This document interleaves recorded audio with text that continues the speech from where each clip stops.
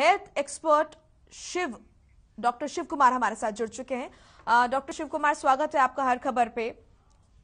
जिस तरीके से हम तमाम चीजें देख रहे हैं देश में, प्रदेश में, हरियाणा में, खासतौर पर साइबर सिटी, वो जिले जहां पर जो दिल्ली एनसीआर से सटे हुए हैं या फिर जहां पर लोगों का ज्यादा आना जाना है, वहां पर हम ज्यादा मामले बढ़ते हुए देख रहे हैं। आप किस तरीके से लोगों को क्या सजेस्ट करेंगे कि इजी स्टेप्स के जरिए आप खुद को सुरक्षित रख सकते हैं और ज्यादा समस्या भी नहीं होगी? क्योंकि आप देख रहे हैं लोगों को बाहर भी निकलना है आजीविका के लिए, अपना घर चलाने के लिए। ऐसे में क्या उपाय आप उनको बताएंगे? नमस्कार जी। हर खबर देखने वाले सारे दर्शकों को मेरा नमस्कार जी। और जैसा कि बताया है आपने, कोविड के और कोरोना की ये जो तीसरी लहर चल रही है, ये एक तरीके से देखा जाए अब हम नीचे की तरफ मूव कर रहे हैं।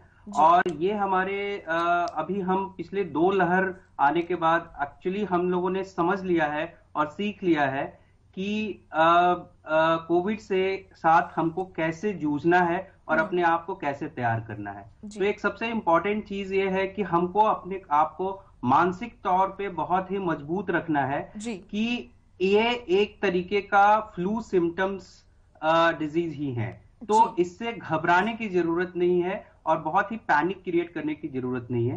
अपने नॉर्मल जो रोजमर्रे की जिंदगी है उसको करने में इसको अपने आप में रुकावट ना बनने दें और इसको इस तरीके से लें जैसे कि अगर आपको फ्लू होता है और जब तक कोई भी ऐसी कोई सिम्टम्स या ऐसे कोई लक्षण नहीं आते हैं जिससे कि आपको अस्पताल जाने की जरूरत है या घबराने की जरूरत है या डॉक्टर के पास जाने की जरूरत है, तब तक आप इसको जो अपने नजदीकी डॉक्टर से सलाह लेकर इसको फ्लू की तरह इसको ट्रीट करने की कोशिश करें।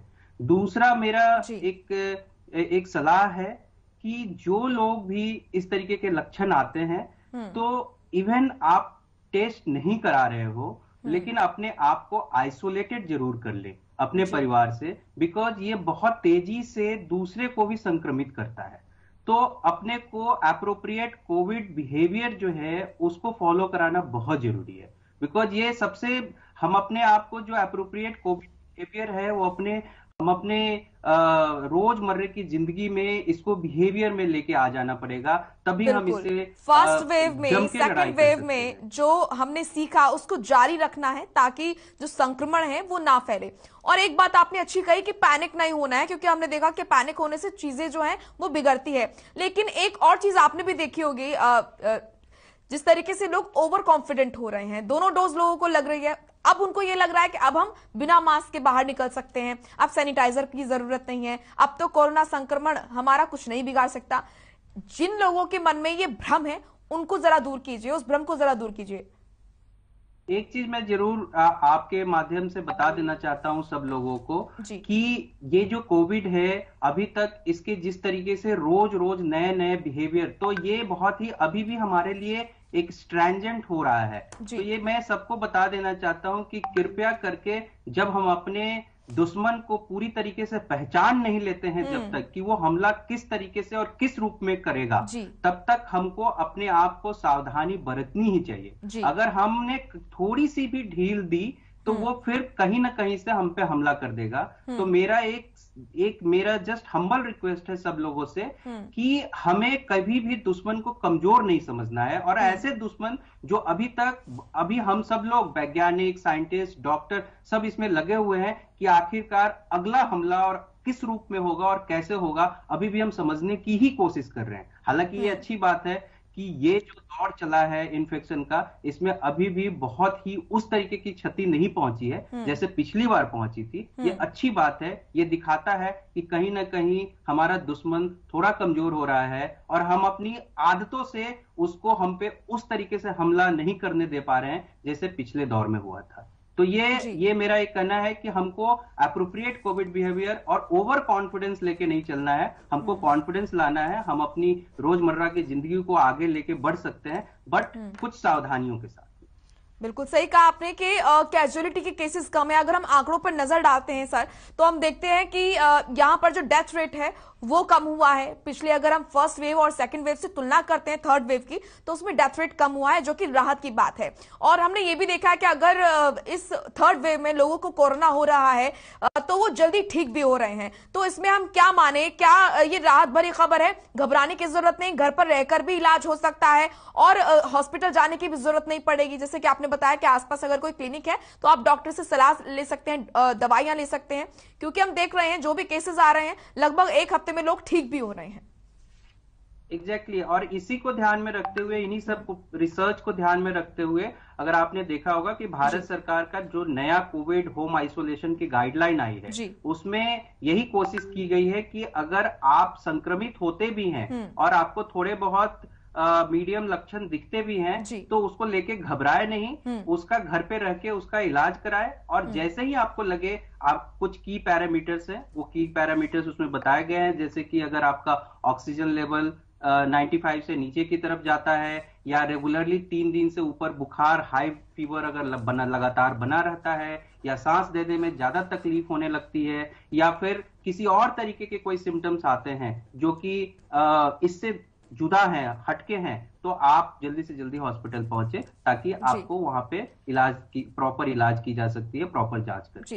अदरवाइज अगर हम नॉर्मल फ्लू सिम्टम्स आते हैं, लाइक 1-2 दिन बुखार आके, नॉर्मल बुखार आके, गले में खराश आके, तो हम जो हमारी जनरल कोल्ड एंड फ्लू से रिलेटेड जो सिम्टम्स हैं उसको ठीक करने के लिए जो इलाज हैं, उससे आप ठीक हो सकते हैं घर रह के। बिल्कुल। जैसे कि हम देख रहे हैं पिछली फर्स्ट और सेकंड वेव में हमने देखा कि ऑक्सीजन की बहुत कमी लोगों को हो रही थी और खूब मारामारी भी हो रही थी ऑक्सीजन सिलेंडर को लेकर। इस थर्ड वेव में हम देख रहे हैं कि ऑक्सीजन को लेकर यहाँ पर दिक्कतों का सामना लोगों को नहीं करना पड़ रहा है, ऑक्सीजन लेवल की समस्या हम नहीं देख रहे हैं लोगों में। और साथ ही इस बार अगर कोरोना हो रहा है लोगों में तो वो नॉर्मल फ्लू की तरह हो रहा है। तो क्या हम ये मान लें कि ये जो संक्रमण है इस बार जो कोरोना की थर्ड वेव है, इसमें ये कमजोर है और पैनिक होने की बिल्कुल भी जरूरत नहीं है? अगर आप बाहर निकलते हैं, अपने काम के लिए निकलते हैं, अपनी आजीविका के लिए निकलते हैं, तो डरने की जरूरत नहीं है। बस जरूरत है कि जैसा कि आपने कहा कि कोरोना एप्रोप्रिएट बिहेवियर को अपनाने की, उसको जारी रखने की। एग्जैक्टली आपने सही बोला। और आई थिंक अगर हम लोग इसको अपने ध्यान में रखते हुए अपने काम को आगे बढ़ाएंगे, तो आई थिंक मुझे लगता है कि ना तो इससे जीवन भी चलेगा और हमारी जीविका भी चलेगी। बिल्कुल। और डॉक्टर साहब, अब बूस्टर डोज भी लग रही है लोगों में, ताकि उनकी जो क्षमता है रोगों से लड़ने की वो अच्छी हो सके। आप क्या बताएंगे हमारे दर्शकों को जो आपको देख रहे हैं कि वो रोजमर्रा की जिंदगी में कौन सी ऐसी चीजें हैं, खान पान में क्या बदलाव करें और अपने जीवन में क्या बदलाव करें, ताकि जो उनकी जो रोगों से लड़ने की क्षमता है वो अपने आप ही अच्छी हो और वो एक बेहतर जीवन जो है वो जी सकें? खान पान में क्या चेंजेस ला सकते हैं और जीवन में क्या बदलाव ला सकते हैं, वो जरा हमारे दर्शकों को बताइए।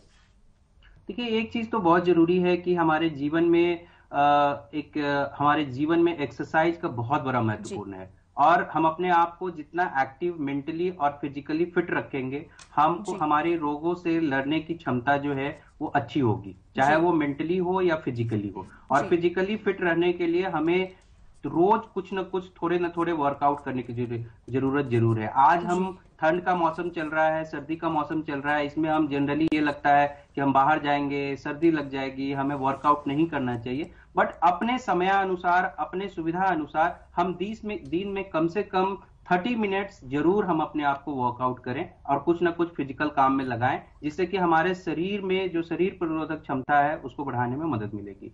दूसरा, खाने पीने की बात है तो हमको ज्यादा से ज्यादा जो सीजनल वेजिटेबल्स और सीजनल फ्रूट्स है उसको फॉलो करना चाहिए।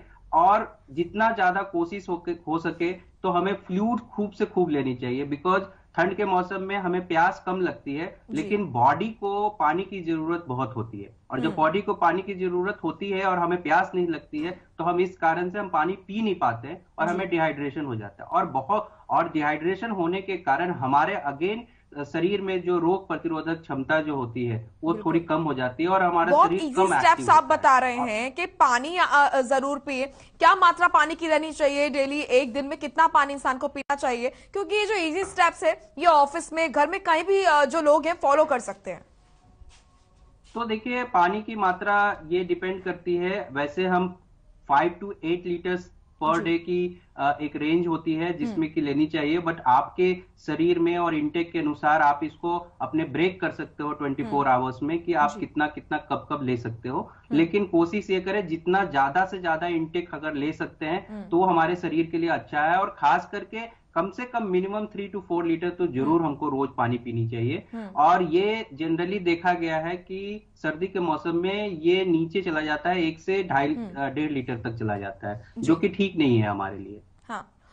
डॉक्टर साहब, एक चीज देखने को मिल रही है, क्योंकि भाग दौड़ भरी जिंदगी है, सब लोग नौकरी पर जाते हैं, चाहे वो वाइफ हो, हस्बैंड हो, तमाम चीजें हम देखते हैं कि समय का अभाव है लोगों के पास। और ऐसे में अगर उनको बुखार होता है या फिर संक्रमण के कुछ लक्षण भी होते हैं तो जल्दबाजी में क्या करते हैं कि कुछ दवाइयां जो कि बताई भी जाती है, जैसे कि क्रोसिन ले लिया, पैरासिटामोल ले लिया, डोलो ले लिया, इस तरह की जो दवाइयां हैं वो ले लेते हैं और उनको लगता है कि इससे सब ठीक हो जाएगा।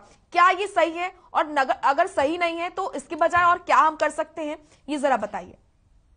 देखिए, जहां तक पिछले कुछ दिनों में क्या प्रैक्टिस जिस तरीके से बढ़ी है, हम सेल्फ मेडिकेशन की तरफ बहुत ज्यादा आगे की तरफ बढ़ गए हैं। लेकिन मेरा एक सलाह है कि अगर फीवर आता है आप पैरासिटामोल ले सकते हैं इमीडिएट रिलीफ के लिए, लेकिन ये अच्छा रहेगा कि आप अपने कोई ना कोई नजदीकी डॉक्टर से सलाह लेके दवाइयां लें। ये हमेशा आपके शरीर के लिए और आगे की स्वास्थ्य के लिए अच्छा है। और आजकल तो टेलीमेडिसिन ऑन कॉल डॉक्टर की सुविधा बड़े सारे दूसरे जगह पे उपलब्ध है, जिनकी कोई ना कोई हम मेंबरशिप या अपने साथ रख सकते हैं, जिससे कि जब भी हमको हमारे और हमारे परिवार को जरूरत हो तो हम उनको कॉल करके उनसे सलाह करके और दवाइयां ले सकते हैं। तो मेरा तो सलाह यह है कि जब भी दवाई लें आप कोई ना कोई अपने नजदीकी डॉक्टर से बात करके ही दवाई लें।